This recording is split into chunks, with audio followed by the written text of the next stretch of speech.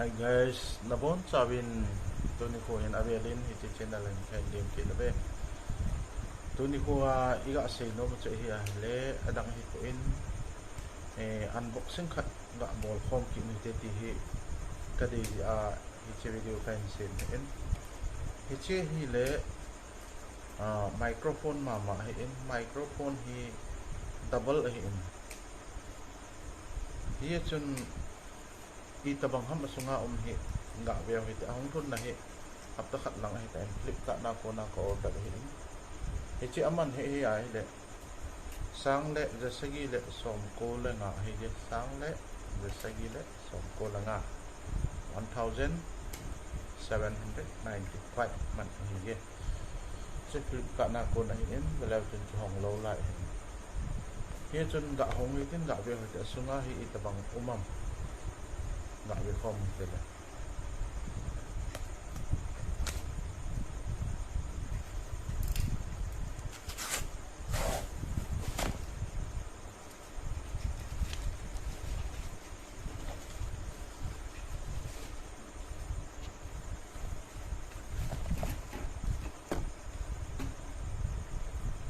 Boya hi Boya microphone này in chi aman hi chen below hen 1795 in to him asungai itabang umam ga beo hito chalo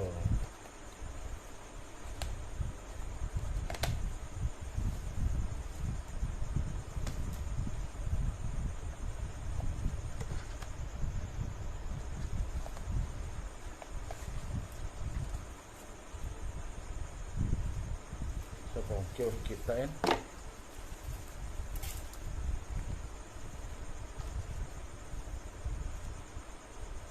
sticker đấy hiện chỉ kho hạ được thì là Boya microphone thì ho giống cái chỉ in chỉ menu thì đi ha chỉ menu hiện ini kiman dengan song nggak koi do bitin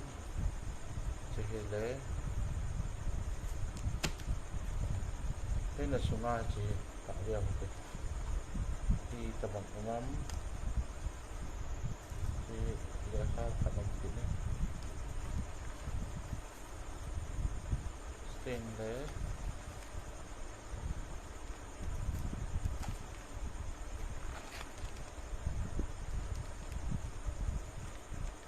clip trong omen là xuống hen clip trong omen đầu tiên cái một sợi được chia hay đã bò mà hiện tại chỉ hết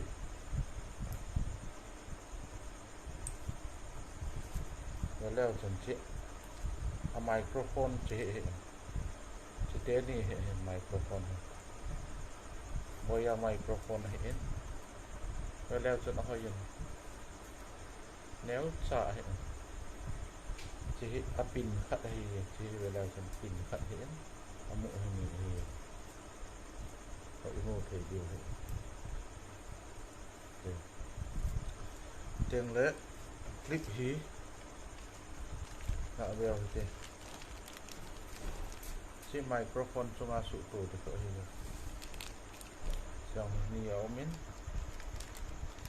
tiếng lẽ chỉ clip dòng chỉ bây giờ chân clip hết ni ống mình thì clip hết ni ống vậy thì tiếng lẽ sẽ hắn ban hay gọi được chịu giàu hắn chip pin này thì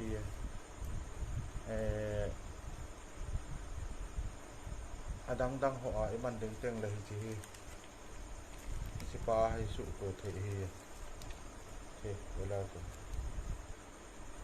Saya sudah aban dengan sudah.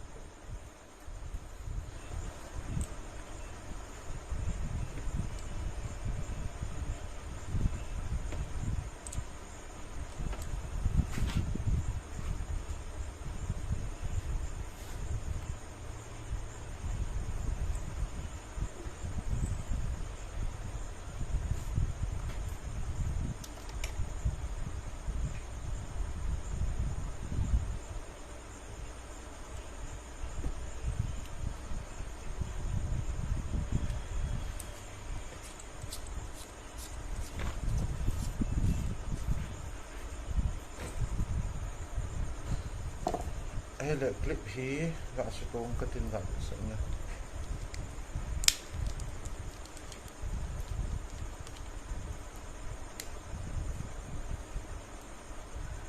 ka su to tan clip so di ko di en lang khat lang ga su to ki ning kete su lao sun chỉ lại again lại thì cái cá ho lao sun ta hết na cái mặt ta steng la ton hi chi microphone hi ga te se ute hazua shu to chai le Ahuja company a microphone hi tua ka su to he le Boya hi Boya microphone hi hi cha hi ni umai in chi ani a ka ga su to ka ga de ya voice ta bangam hi he thei me diwa he chun I ta bangam an che ngo te Boya microphone le Ahuja a chu I ta bang ham ti chu he thei me diwa ka hin sem hi ye hi chi video he kaya tunia dengan hican chai tau hitin video he apai iti wa hele long senen like subscribe chule share bol de hai mil ko tele